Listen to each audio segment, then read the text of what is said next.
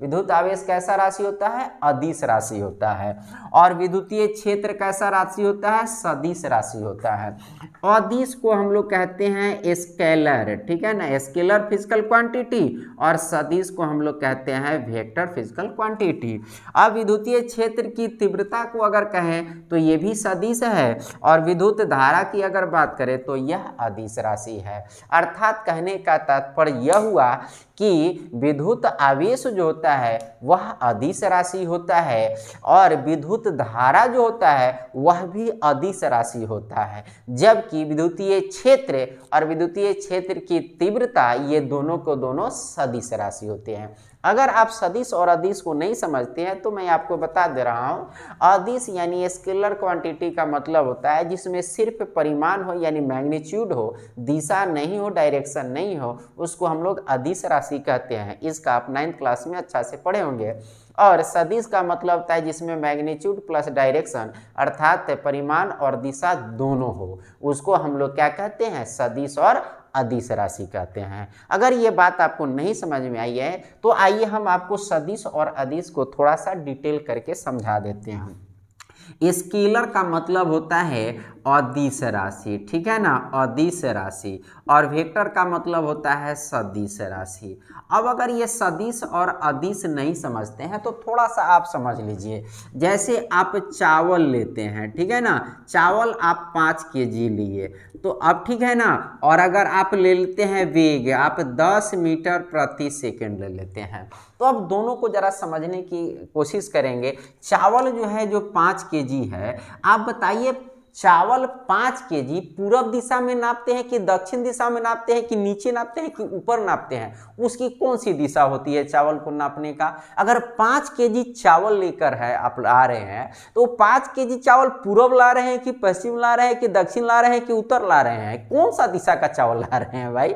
तो ये चावल अगर नाप रहे हैं, वजन उसका तौल रहे हैं, तो 5 kg या 50 kg जो आप बोल रहे हैं इसमें दिशा तो नहीं है, परिमाण है। अर्थात ये परिमाण का मतलब उसकी मात्रा है, यानी आपका 5 kg मात्रा है, उसमें दिशा तो नहीं है। तो चावल को जो हम लोग नापते हैं उसको हम लोग द्रव्यमान कहते हैं, जिसको अंग्रेजी में मास कहते हैं। तो यह द्रव्यमान और मास जो है वो क्या हो गया? सदिश हुआ कि अदिश हुआ? अदिश हुआ।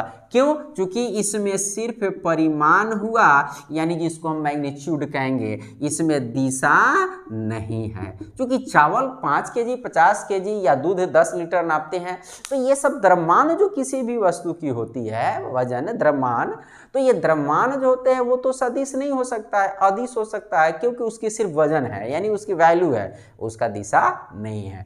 जबकि अगर हम लोग बात करें यहाँ पर वेग की, अगर बात करें तो हम अगर वेग है 10 मीटर प्रति सेकंड, तो 10 मीटर प्रति सेकंड अगर आपकी वेग है तो यह तय है कि या तो आप पूरब की तरफ जा रहे होंगे या दक्षिण की, अर्थात 10 जो दिशाएं हैं वो किसी न किसी दिशा में तो आप जा ही रहे होंगे, यानी आपकी वेग किसी न किसी दिशा में होगी ही।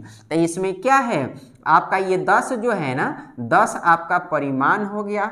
अगर आप पूरब दिशा में जा रहे हैं तो ये दिशा हो गया। तो आप यहाँ पर देख रहे हैं क्या कि परिमाण और दिशा दोनों इसमें है, तो इसलिए यह सदिश राशि है। तो सदिश राशि का मतलब परिमाण और दिशा जिसमें दोनों शामिल हो। तो आप याद रखेंगे कि विद्युत धारा और विद्युत आवेश, electric charge as well as electric current, both are scalar physical quantity. कहने का तात्पर्य है कि विद्युत धारा और विद्युतीय आवेश जो है वह एक अदिश राशि होती है, whereas electric field and the intensity of electric field is both are क्या है, वेक्टर क्वांटिटी। अगर हम बात करें विद्युतीय क्षेत्र और विद्युतीय क्षेत्र की तीव्रता की तो ये दोनों की दोनों सदिश राशि है। अब ये सवाल आती है कि आपसे विद्युतीय क्षेत्र सदिश है या अदिश है, इसका TRE 1 अर्थात BPSC का जो पहली बार टीचर का जो परीक्षा हुआ था 1 to 5 का मेल कैटेगरी का, उसमें यह पूछा हुआ था क्वेश्चन कि विद्युतीय क्षेत्र जो होती है सदिश राशि है कि अदिश राशि है। तो आप देख रहे हैं कि आज की डेट में विभिन्न परीक्षाओं में विज्ञान से संबंधित बहुत सारे GS का क्वेश्चन आ रहे हैं। तो आप इस सबको बहुत गहराई से ध्यान से अध्ययन करेंगे तो आपका एक भी क्वेश्चन नहीं छूटेगा।